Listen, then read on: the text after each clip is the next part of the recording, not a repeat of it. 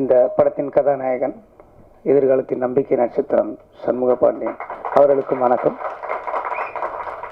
Sasi sir வணக்கம் sir. கஸ்தூரிராஜ் sir வணக்கம். அப்புறம் கழகத்தை தன் தோளில் சுமந்து கொண்டு வந்திருக்கும் பிரபாகரன் அவர்களுக்கும் வணக்கம். கேப்டனின் அன்பு தம்பிகள், சகோதரிகள், தமிழகம் என்றும் இருக்கும் அனைவருக்கும் எனது வணக்கத்தை தெரிவித்துக் கொள்கிறேன். கேப்டன் ரமணாவில் மட்டும் எனக்கு அறிமுகம் நினச்சிட்டு இருப்பேங்க, கிடையாது. ரமணாவுக்கு முன்னாடியே எனக்கு அவர் பரிச்சயம். ரசிகனா தேட்டரில் இருந்தது வேறு. அது உங்களை மாதிரி நானும் அவரை ரசிச்சிருக்கேன். கேப்டன் பிரபாகரன்லாம் 50-60 தடவை பார்த்துருப்பேன். டெய்லி நைட் ஷோ முடிஞ்சதுன்னா போய் உட்காந்துருவேன் அந்த தேட்டரில், திருப்பி பார்த்துட்டு இருப்பேன். நான் மட்டும் கிடையாது, மொத்த ஆடிட்டோரியமே ரிப்பீட். எல்லா டயலாகும் வர்றதுக்கு முன்னாடியே கிளாப் பண்ணிக்கிட்டே இருப்பாங்க. அந்த மாதிரி பார்த்துட்டு இருந்தேன். இன்னும் சொல்லப்போனால் ஒரு இன்னைக்கு நான் என்ன சொல்லுவாங்க, நீங்கள் உங்கள் படத்தில் வில்லன்லாம் ஹேண்ட்ஸமாக இருக்காங்க, வில்லன்லாம் ஹீரோவோட அழகாக இருக்காங்களே எப்படின்னு சொல்லி. ஆனால் வில்லனை ஒரு ஹேண்ட்ஸமாக ஒத்துக்கிறதுக்கு ஒரு ஹீரோவுக்கு ஒரு பெரிய நம்பிக்கை வேணும். நீங்கள் அதை யோசிச்சு பார்த்தீங்கன்னா அதெல்லாம் அந்த ட்ரெண்டில் ஆரம்பித்தவர் கேப்டன் அவர்கள் தான். கேப்டன் அவரோட வில்லன்கள்லாம் பார்த்தீங்கன்னா பயங்கர அழகாக இருப்பாங்க. அதுக்கு முன்னாடிலாம் அப்படி இருக்கவே மாட்டாங்க. அந்த ட்ரெண்ட் ஆரம்பித்தது கேப்டன் அவர்கள் தான். சத்யராஜ், சரத் சார் ஆகட்டும், இன்னும் நிறைய பேர் சொல்லிகிட்டே இருக்கலாம். அவரோட கம்பெனியில் அவர் அறிமுகம் செய்தவர், அவர் எவ்வளோ பெரிய இது. அதுக்கப்புறம் நான் கலைமணி சார்கிட்ட ஒர்க் பண்ணும்போது செட்டுக்கு போயிருக்கேன். கருப்பு நிலா செட்டு தான். அப்போ அவர் டைலாக் கலைமணி சார், நான் அசிஸ்டண்டாக இருக்கும்போது செட்டில் போவேன். ஸோ மூலையில் இருக்கும்போது லைஃப்பில் ஃபஸ்ட் டைம் கேப்டன் நான் பார்க்குறேன்.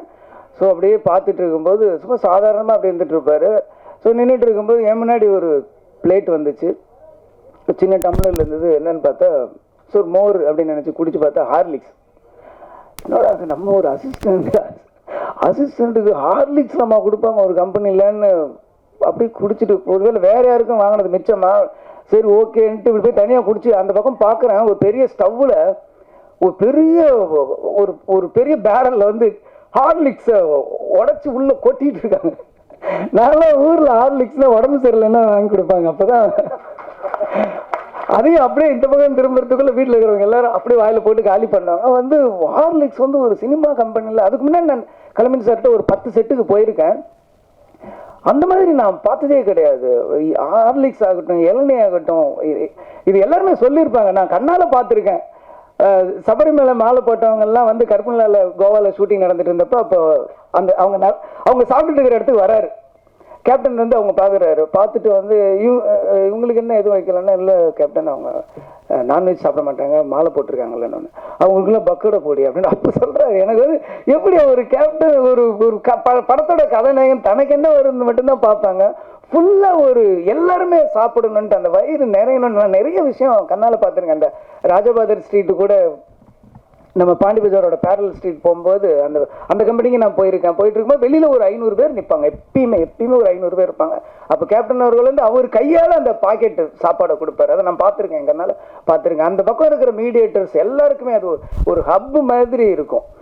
அந்த மாதிரி ஒருத்தரை நான் பார்த்தது நிறைய விஷயம். அந்த கேப்டன் பிரபான் அந்த ஹெலிகாப்டர் ஷாட் அப்போ நான் இருக்கேன். அந்த டைமில் நான் கீழே இருந்தேன். அப்போ அதே மாதிரி சொன்னாங்க, டூப் போட்டு பண்ணிக்கலாம் அப்படின்ற மாதிரி சொன்னாங்க. அன்னைக்கு இவங்க 2 பேருமே வந்திருந்தாங்க, அண்ணியும் வந்திருந்தாங்க. அன்றைக்கி செட்டுக்கு ஒரு 50 சீட்டர் காரில் வந்தாங்க, எனக்கு நல்லா ஞாபகம் இருக்குது. அன்றைக்கி அந்த பர்டிகுலர் ஷூட்டப்போ அவங்க இல்லைன்னு நினைக்கிறேன். அப்போ மட்டும் சொல்லிட்டாங்க, நீங்கள் அன்னிக்கிட்ட மட்டும் டூப் போட்டுதுன்னு சொல்லிவிடுங்க அப்படின்னு சொல்லிட்டு சொன்னேன்.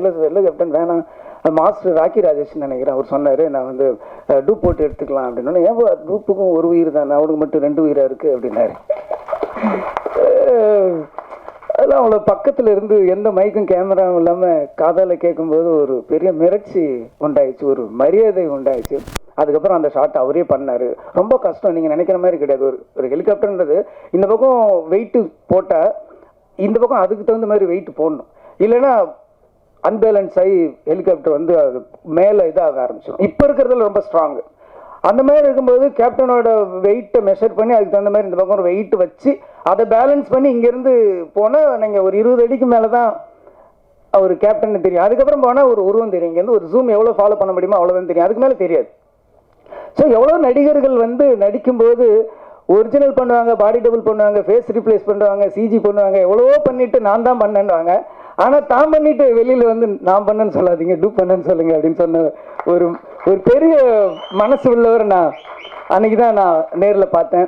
அதுக்கப்புறம் ரமணா உருவாகுச்சு. ரமணா உருவாகும் போதும் சரி, ஃபைட் சீன்லாம் பார்த்தீங்கன்னா ஃபைட்டர்ஸ் எல்லாரோட பேரும் தெரியும். எல்லாரும் சின்ன சின்ன ஃபைட்டரு, அந்த கம்பி கட்டுறவங்க, ரோப்பு இருக்கிறவங்க எல்லார் பேரையும் எல்லாருக்குமே தெரிஞ்சிருக்கும். அப்போ அந்த கம்பி ரோப்புலாம் அப்படின்னும்போது நீ ஃபைட்டருக்கு வேணா வை, எனக்கு வைக்காது அப்படின்றவர்.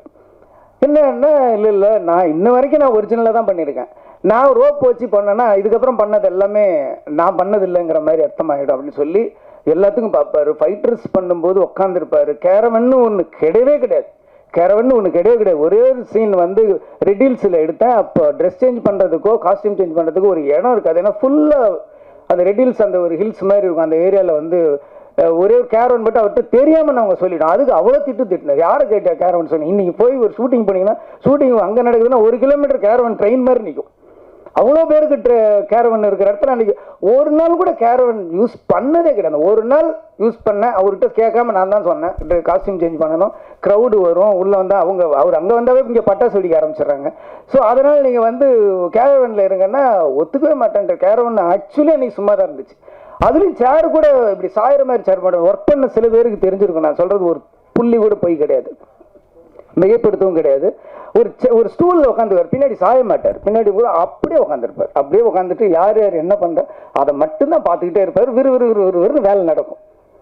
மற்றவங்க என்ன வேலை பார்க்குறாங்க, வேகமாக வேலை நடக்குதா, என்ன சாப்பிட்றாங்கன்றது மொத்தமாக அப்படி ஒரு நெட்வொர்க் மாதிரி வச்சுக்கிட்டு எல்லாரோட கேரையும் எடுத்துக்கிறவர்.